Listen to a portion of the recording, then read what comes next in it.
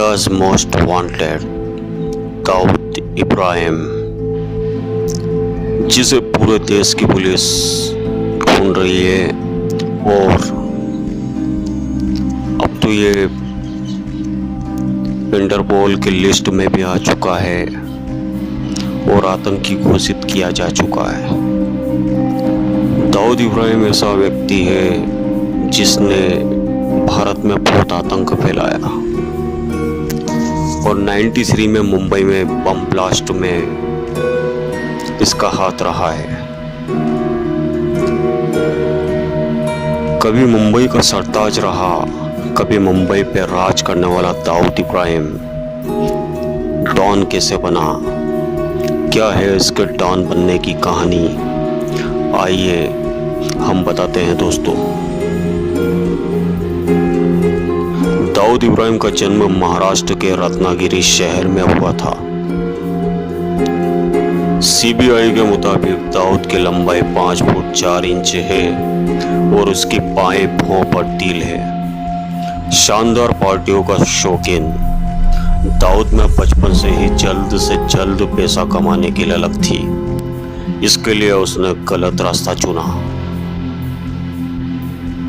दाऊद के पिता इब्राहिम कासकर मुंबई पुलिस में कांस्टेबल थे और उनके 7 बेटे और 3 बेटियां थी। सबसे बड़ा साबिर था और दाऊद दूसरे नंबर पर था।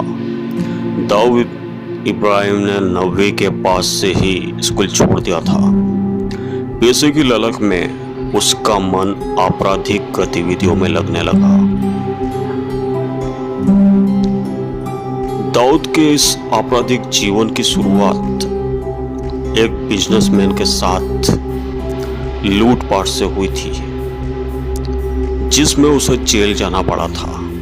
इसके बाद से दाऊद मुंबई के अंडरवर्ल्ड डॉन करीम लाला के गैंग के लिए काम करने लगा, लेकिन धीरे धीरे उसकी राह अलग होती गई। वह अपने भाई के साथ अलग गैंग चलाने लगा। 1980 के दशक में दाऊद का नाम मुंबई अपराध जगत में बहुत तेजी से उभरा। उसकी पहुंच फिल्म जगत से लेकर सट्टे और शेयर बाजार तक थी। करीम लाला और हाजी मस्तान जैसे डॉन पुराने हो चुके थे और उनका दौर खत्म हो रहा था। ऐसे वक्त पर दाऊद इन दोनों की जगह ले रहा था।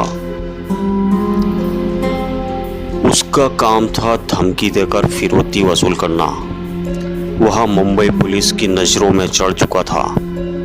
उसका जेल आने जाने का सिलसिला शुरू हो गया था और मुंबई में उसका खौफ काम करने लगा था। वह करोड़ों में खेल रहा था। इसी दौरान मान्या सुरुए नाम का एक और डॉन तेजी से उभरा, जिसने दाऊद को चुनौती देनी शुरू कर दी।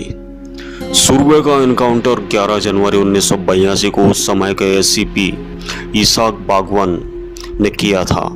मान्या की मौत दाऊद के लिए राहत और सुकून भरी थी, पर दाऊद के लिए आगे की राह इतनी आसान नहीं थी। वो पुलिस के रडार पर आ चुका था, कई बार जेल जा चुका था। आखिरकार पुलिस से परेशान होकर दाऊद 1990 के आसपास भारत छोड़कर दुबई भाग गया। यहाँ भी दाऊद की धमक थी और वह व्हाइट हाउस नाम के बंगले में शाही जिंदगी बिता रहा था।